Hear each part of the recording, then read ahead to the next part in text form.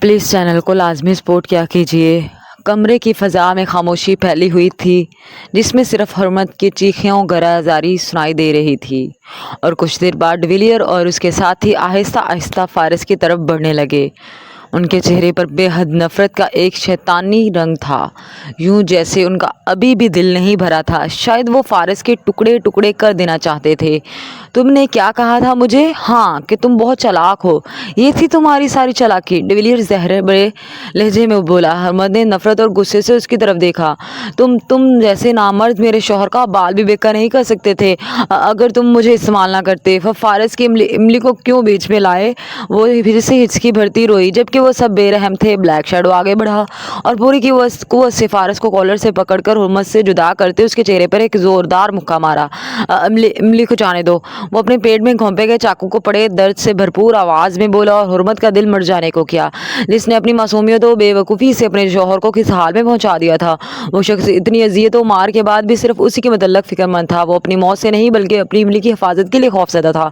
Wow, आज की it's mean थोड़ा सा बदले में ट्विस्ट लाया जाए। वो क्या है ना, मेरे बेटे ने कुछ दिन पहले एक लड़की का गैंग रेप किया था। क्या कमाल का उसे खुलाना बनाकर तुरम रोड़ा था कि यकीन करो मैं इतने दिन वो वीडियो देखकर सेटिस्फाई होता रहा। जैदी की बकवास पर हुर्मत और फारस का दिल उसे जान से मारने को किया। नफरत और घिन सी चारों तरफ फैली। अब तुम डिसाइड करो कि तुम्हारी बॉडी को खिलौना बनाकर तोड़े या तुम्हारी बीवी का गैंग रेप। वो सुर्ख आंखों से चीखता अपनी पूरी हुम्मत ताकत मजतमा किए उठकर उसका गिरबान पकड़े जोर जोर से उसे मारने लगा। वो अपनी बीवी के बारे में किसी की मुस्कुराहट बर्दाश्त ना करने वाला उसके लिए ऐसी बकवास क्यों कर बर्दाश्त कर लेता। लेकिन जल्द ही कुछ आदमियों ने पीछे से उस के बाजुओं को जकड़ लिया, जबकि डिविलियर, ब्लैक शैडो और जादी ने बढ़कर उस पर जहरीले हमलों की बौछार शुरू कर दी। तुम्हें लगता है कि तुम हीरो बनकर इसको बचा लोगे? जैदी ने चीखते हुए कहा। आज तुम्हें अपनी बेबसी का एहसास होगा फारस हमदानी। फारस को मजबूती से पकड़ा गया और ब्लैक शैडो ने एक के बाद एक उस पर हमले शुरू कर दिए। वो रेसलिंग का बेताज बादशाह था। उसका एक घौंसा ही अगले बंदे की आधी जान निकाल देता था और वो फारस को मुसलसल तशद्दुद का निशाना बनाए हुए था। छोड़ो प्लीज़, खुदारा छोड़ दो। हुर्मत रेतती हुई मुसलसल उनको मारती रोक रही थी, मगर किसी को उसके नाजुक हाथों से कुछ नहीं होने वाला था।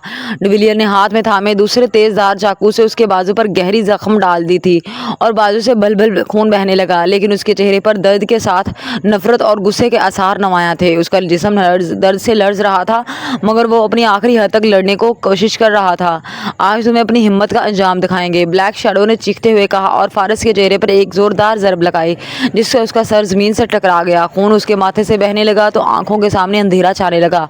तेजाब जली जिल्द रिएक्शन के ज़रिए असर उखड़ती हुई तकलीफ की आखिरी हद को महसूस करवाने लगी। नुमान ने खिड़की के पर्दे के किनारे से बाहर झांका। रात का अंधेरा बढ़ता जा रहा था और सड़क सुनसान हो चुकी थी। उनकी आंखों में बेचैनी की लहर थी, जैसे कोई अनजाना खौफ उन्हें दिमक की तरह खा रहा हो। फारस की सालगिरह की तकरीब कब की ख़त्म हो चुकी थी और फारस हुर्मत के साथ बिना बताए काफ़ी देर पहले होटल से रवाना हुआ था, मगर नुमान के दिल में किसी अनदेखे खतरे का एहसास बढ़ रहा था।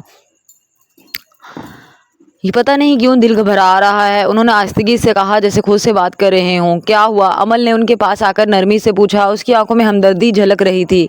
नुमान ने एक लम्हे को सांस लिया, फिर उसको देखा। फारस और हुर्मत बिना इन्फॉर्म किए पार्टी से जल्दी में निकले थे। आई डोंट नो, मगर मुझे लगता है कि वो महफूज नहीं है। शायद ये मेरा वहम हो, लेकिन दिल नहीं मान रहा। उन्होंने दिल मसला यूं जैसे कोई उनका दिल मुट्ठी में लेकर मसल रहा हो। He is Faras Hamdani and he have many enemies, you know. वो हमेशा खुद की हिफाजत करता आया है। He is not a child. आप हमेशा उससे लातुल्लक रहे हैं। आज क्यों परेशान हो रहे? अमल ने उनके कंधे पर हाथ रखा और आस्तिकी से उनकी आंखों में देखा, जबकि नुमान ने सर हिलाया, लेकिन दिल का बोझ कम न हुआ। आई नो, मगर बाप हूँ, मगर हमेशा फिक्र रही है और रहेगी। इस दुनिया में बहुत कुछ ऐसा है जो हमारी गिरफ्त में नहीं, लेकिन हम उसे बदलना चाहते होते। Just like my love. मैं चाहता मैं अपने अमल से भी अपनी मोहब्बत जाहिर करूँ। आई विश मैं फारस और पूरी दुनिया को बता दूँ कि मैं अपने बेटे से कितनी मोहब्बत करता, बट आई थिंक मैं कभी शो नहीं करवा पाऊंगा और बस यही सोच बेचैन किए देती है। वो मायूस थे। अमल ने नरमी से उनका चेहरा अपनी तरफ मोड़ा और धीरे से मुस्कुराई। उसे पता है आप उसे कितनी मोहब्बत करते हैं, डोंट वरी। वो उन्हें समझाती उनकी आंखों में देख रही थी। अपने बारे में क्या ख्याल है? क्या तुम्हें मालूम है कि मैं तुमसे कितनी मोहब्बत करता हूँ? नुमान ने गहरी सांस लेते उसे करीब किया। वो अभी तक चेंज नहीं कर सकी थी, अलबत्ता जूं कि तुम फ्रेश नज़र आ रही थी। मुझे अभी इतना नहीं पता कि आप मुझसे मोहब्बत करते भी हैं कि नहीं, बाकी तो बाद की बात है। वो उनके करीब आती उनके सीने पर सर रख गई और नुमान उसके बालों में हाथ फेरते उसके लम्स में सुकून महसूस करने लगे। तुम मेरे लिए बहुत खास हो। जब तुम पास होती हो तो दुनिया की सारी परेशानियां कम लगने लगती हैं। अमल ने सर उठाकर उनकी आंखों में देखा। लम्हात बेहद रूह अफ़ज़ा थे। मोहब्बत का यही तो मतलब है अमल, हम एक दूसरे का सहारा हैं। तुम्हारी परेशानियां मेरी हैं और मेरी खुशियां तुम्हारी हैं। नुमान ने मोहब्बत भरी नज़रों से अमल की तरफ देखा और उसे अपने बाजू में भर लिया। इस लम्हे में सारी फिक्रें जैसे हवा में तहलील हो गईं और सिर्फ उन दोनों का साथ बाकी रहा। तुम्हारे बगैर मैं कितना खोया हुआ महसूस करता था और अब तुम्हारा साथ मुझे सुकून देता है। तुम मेरी ज़िंदगी का सबसे खूबसूरत हिस्सा हो अमल, तुम मेरे लिए दुनिया की सबसे बड़ी ताकत हो। उन्होंने उसे अपने करीब ला लिया और माथे पर बोसा लिया। तुम्हारे बगैर मेरी दुनिया अधूरी है। तुमने हमेशा मेरी ज़िंदगी में खुशियाँ भरी हैं। नुमान ने उसकी आंखों में झांका और नरमी से उसके चेहरे को छू लिया। इस लम्हे में जैसे सारी फिक्रें ख़त्म हो गईं और सिर्फ उन दोनों का एक दूसरे के साथ होना बाकी रह गया। मैं तुमसे बहुत मोहब्बत करता हूँ अमल। नुमान के इजहार ने आज अमल को सुरखरू कर डाला था। वो अपनी मोहब्बत और सब्र में कामयाब ठहरी थी, लेकिन एक रिक्वेस्ट है। वो हिचकिचाहट का शिकार हुए कि न जाने उसको अच्छा लगता कि नहीं। क्या? वो थोड़ा हैरान हुई। तुम इस किस्म का लिबास सबके सामने मत पहनो। मैं सिर्फ रिक्वेस्ट कर रहा हूँ, कोई ज़बरदस्ती नहीं। बिकॉज आई नो ये तुम्हारा और अल्लाह का मामला है कि तुम पर्दा करती हो या नहीं। मैं तुम्हें मुकम्मल पर्दे का भी नहीं कह रहा। मैं बस इतना चाहता कि मेरी बीवी देखने की चीज़ नहीं, इज़्ज़त और एहतराम की अलामत हो। उनका लहजा बेहद नरम व मोहब्बत भरा था। और मोहब्बत तो पत्थर पिघला दे, दिल क्या चीज़। आई नो तुम्हारे लिए बहुत मुश्किल होगा, क्योंकि हमारी सोसाइटी में दुपट्टा ऐसे ही समझा जाता जैसे फंदा। मगर मैं इस फंदे को पहनने की कोशिश करूंगी। मैं एकदम तो नहीं, लेकिन आहिस्ता आहिस्ता बदल जाऊंगी। वो नरमी से उनके हाथ को थामती उनको खुशी की नवीज़ सुना गई। और रही बात सोसाइटी की, तो डोंट वरी, अब मेरे लिए सोसाइटी से बढ़कर आप, हमारे बच्चे और इस्लाम है। आई एम सॉरी, मैं आप जितनी तो नहीं, लेकिन बहुत हद तक इस्लाम को फॉलो करने की कोशिश करूंगी। वो दिल जीतती जा रही थी और नुमान खुद को कुर्बान होता महसूस कर रहे थे। में कहीं पढ़ा था कि औरत ज़ात बड़ी सखी होती।